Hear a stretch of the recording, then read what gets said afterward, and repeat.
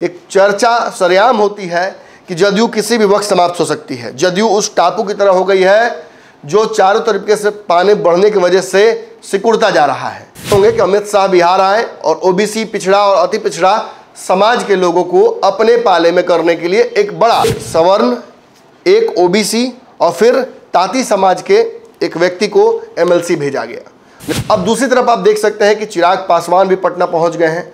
चिराग पासवान जिस तरीके से वैशाली में आज दहाड़े हैं और उन्होंने ये स्पष्ट कर दिया है कि वो जनता के सनी दिल्ली पहुंच चुके हैं। उपेंद्र कुशवाहा के साथ भी भाजपा की बातें लगभग आपको बार बार सुनने को मिल रहा है। खगड़िया से संजीव सिंह का परबत्ता के विधायक हैं, जदयू के एक मजबूत स्तंभ रहे हैं, लगातार विधायक जो कहा सकता है मुखर विधायकों में से जदयू के रहे हैं। पनोरमा ग्रुप, जो सोचता है वो करता है। नमस्कार, भारत लाइव देख रहे हैं आप। देखिए, बिहार में नीतीश कुमार की गैरहाजिरी में बहुत सारे राजनीतिक जो घटनाक्रम है वो हुए हैं। इन घटनाक्रम पर हमारी नज़र लगातार बनी हुई है। आप एक तरफ देखे होंगे कि अमित शाह बिहार आए और ओबीसी, पिछड़ा और अति पिछड़ा समाज के लोगों को अपने पाले में करने के लिए एक बड़ा राजनीतिक स्वांग रच के गए हैं। एमएलसी की सीटों का भी जिस तरीके से भाजपा ने बिहार में अनाउंसमेंट किया, उसमें भी एक बड़ा समीकरण गढ़ता हुआ भाजपा नजर आता है। एक सवर्ण, एक ओबीसी और फिर ताती समाज के एक व्यक्ति को एमएलसी भेजा गया। निश्चित तौर पर भाजपा सभी जातीय समूहों को अपने पाले में करने के लिए प्रतिबद्ध हो गई है। चुनाव को लेकर भाजपा की ये तैयारियां किसी भी पार्टी से ज़्यादा मजबूत और पेचीदा हैं। अब दूसरी तरफ आप देख सकते हैं कि चिराग पासवान भी पटना पहुंच गए हैं। चिराग पासवान जिस तरीके से वैशाली में आज दहाड़े हैं और उन्होंने ये स्पष्ट कर दिया है कि वो जनता के साथ अपना गठबंधन रखने वाले हैं। सीटों को लेकर भी ये बात स्पष्ट हो गई है कि चिराग पासवान को जो उनके मनचाही सीटें हैं, जो मनचाहा आंकड़ा है, वो इस बार मिलने जा रहा है। इसमें कोई परहेज नहीं करेगी भाजपा। वही बात रही मुकेश सहनी और उपेंद्र कुशवाहा की, तो मुकेश सहनी दिल्ली पहुंच चुके हैं।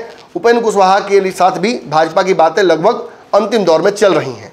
लेकिन इस बीच एक बड़ा डेवलपमेंट ये हो रहा है कि ये खबर मिल रही है कि बिहार में जदयू, जो कि नीतीश कुमार की एक बहुत मजबूत पार्टी रही है, हमेशा सत्ता में रही है, उस पार्टी के विधायकों में भगदड़ की स्थिति उत्पन्न हो गई है। देखिए, बिहार में जितने मुंह उतनी बातें। जदयू को लेकर ये बात अब सर्वविदित हो चुकी है। एक चर्चा सरेआम होती है कि जदयू किसी भी वक्त समाप्त हो सकती है। जदयू उस टापू की तरह हो गई है जो चारों तरीके से पानी बढ़ने की वजह से सिकुड़ता जा रहा है। ऐसे में जो लोग इस टापू पर हैं, उन्हें नया घर, नया ठिकाना खोजना जरूरी हो गया है। सीटों के समझौते के दौरान भी ये बात स्पष्ट समझ में आ रही है कि जदयू की सीटें किसी भी स्थिति में कम होती नजर आ रही हैं। ऐसे में टिकटार्थी जो टिकटों की उम्मीद लगाए हुए थे, चाहे वो सिटिंग सांसद हो, चाहे विधायक हो जो सांसद बनना चाहते हो, या वैसे लोग जो पार्टी में लगातार मौजूद थे मजबूती से और इस उम्मीद में थे कि उन्हें टिकट मिल जाएगा, ऐसे सभी लोगों के लिए ये डेथ वारंट जैसा हो गया पॉलिटिकल। अब इस स्थिति में कौन कौन से वो लोग हैं, इस पर एक विशेष एपिसोड हम लेकर आएंगे।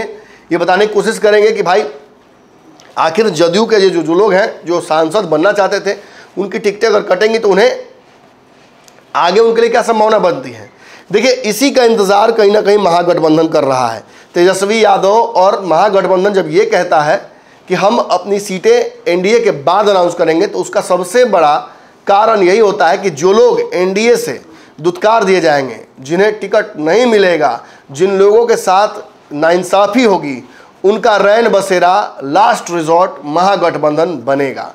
इसी कड़ी में खबर आ रही है कि जदयू के दर्जन भर के विधायक, मतलब अभी तो कहा जा रहा आधा दर्जन, लेकिन कयास लगाया जा रहा है कि दर्जन भर विधायक ऐसे हैं जो अपनी महत्वाकांक्षा लेकर इस पार्टी में अभी टिके हुए हैं।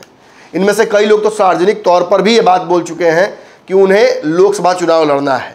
इसमें से एक नाम आपको बार बार सुनने को मिल रहा है, खगड़िया से संजीव सिंह का।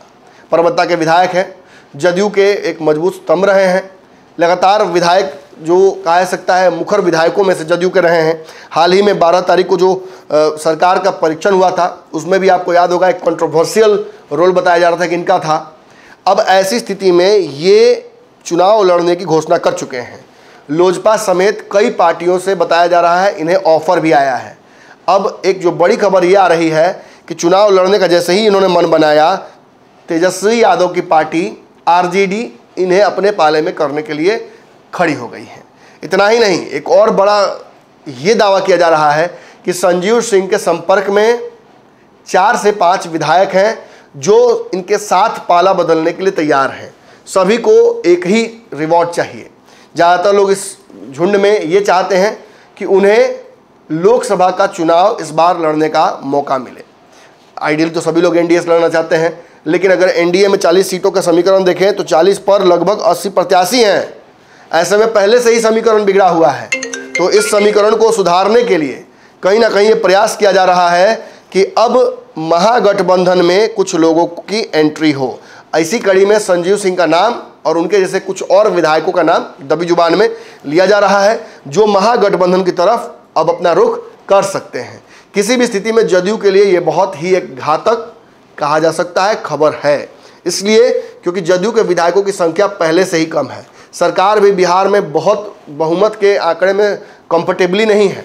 ऐसे में बार बार भाजपा का अलग अलग पार्टियों में सेंधमारी करना भी इस बात का इशारा कहीं ना कहीं पुष्ट करता है कि जदयू के विधायकों पर अब बहुत विश्वास जदयू या भाजपा को नहीं रह गई है। सरकार की स्थिति में कोई भी खलल ना आए, इसके लिए भाजपा लगातार कांग्रेस के विधायकों को भी अपने संपर्क में रखी हुई है।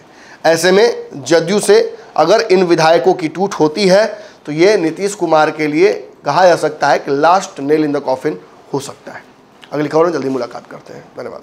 पनोरमा ग्रुप, जो सोचता है वो करता है। अगर ये वीडियो पसंद आई और वह बिहार के राजनीति और बिहारियत से सरोकार रखेनी तो सब्सक्राइब बटन दबा के चैनल के सब्सक्राइब कर ली। ओजे एगो घंटी बा, ओकरा बटन दबा देला से कुल सटीक और मारक खबर रुआ मुफ्त में मिल जाई। अगर रुआ पत्रकारिता के हमनी के नया प्रयोग में सहयोग कर चाहतानी तो ज्वाइन बटन दबा दी। पेटीएम नंबर नोट कर ली 9386816700। धन्यवाद।